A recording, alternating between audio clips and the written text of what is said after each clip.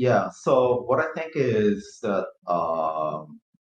we've been always thinking that Guilty Gear has grown up to this stage because of the community support and the players, and we really feel that those players are very important in among like the esports scenes.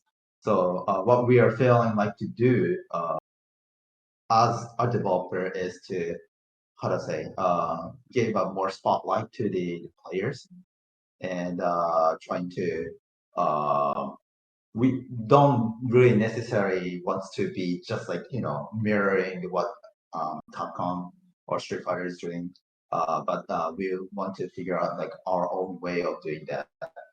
Yeah, so I think one of the elements or factors that we remain relevant in the esports scene, and especially with Evo, uh, is of course there is the support from our fans. We still have a strong fan base. However, another reason that we believe that we got a record number of entrants for Guilty Gear Strive in Evo 2023 was the existence of Street Fighter 6. There was We sort of went back and analyzed and studied our numbers, and it is true that there are a lot of competitors who players of Guilty Gear Strive who are also entering the tournament for Street Fighter 6. So I think just having Street Fighter 6 there, sort of helped GGSD numbers.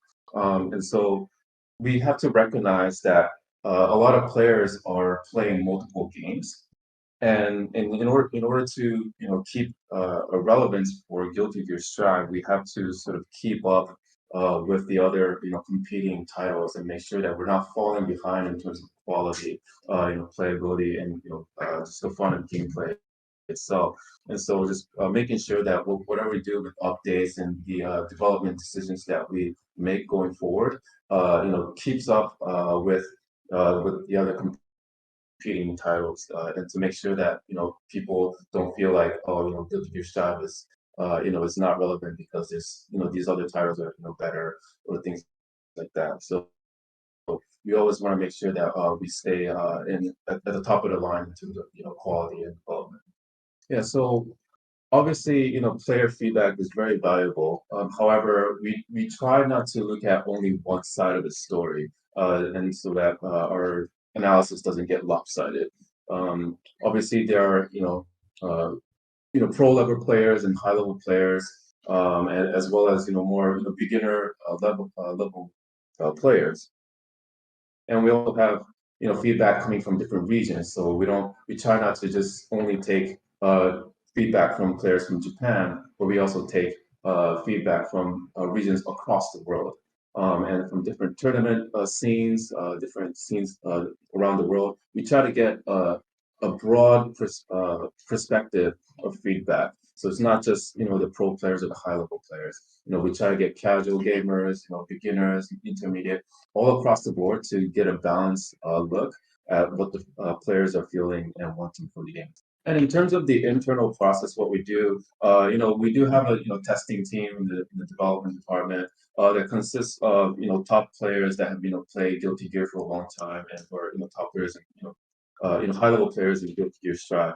But not only that, we try to include a diverse array of players in our testing team. So not just people who played Guilty Gear for a long time, since different franchises, but also players who have entered Guilty Gear for the first time at Guilty Gear Strive, and we also have players that have been top players in other games, and have like a good track record in other games as well. And so we try to include a diverse team, and to get those a diverse array of perspectives and ideas and opinions, so that we can collectively sort of come up with a good policy going forward.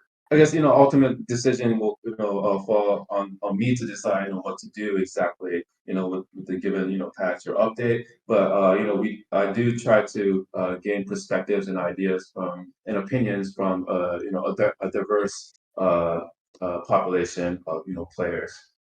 Yeah, so there's many reasons that go into the decision making of what characters to release. But just to touch on a few, we consider things like the current balance in the landscape of the character roster.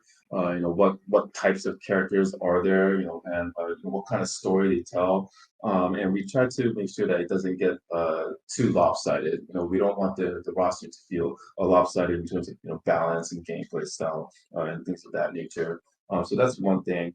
And in terms of Alba, Alba is a character that did not make it in the previous installment, Guilty Gear Xrd, and so the development team really wanted to had already had plans to release Alba for Guilty Gear Strive at an earlier stage. So that was something that we considered, and obviously there's also there's things like costs, development timing, and just we have to prioritize things depending on costs and development, process and things like that. And so yeah, there's a lot that goes into it. But yeah, those are some of the ways that we decide which characters make it in.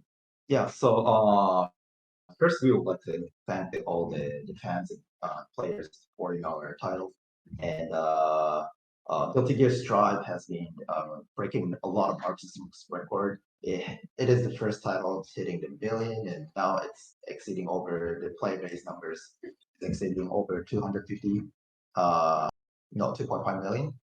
And it's currently beyond 2.5 million, but we are still haven't announced the number yet. But yeah, it's just like growing as we keep updating the game, and which is really motivating us. So really thank you to the players.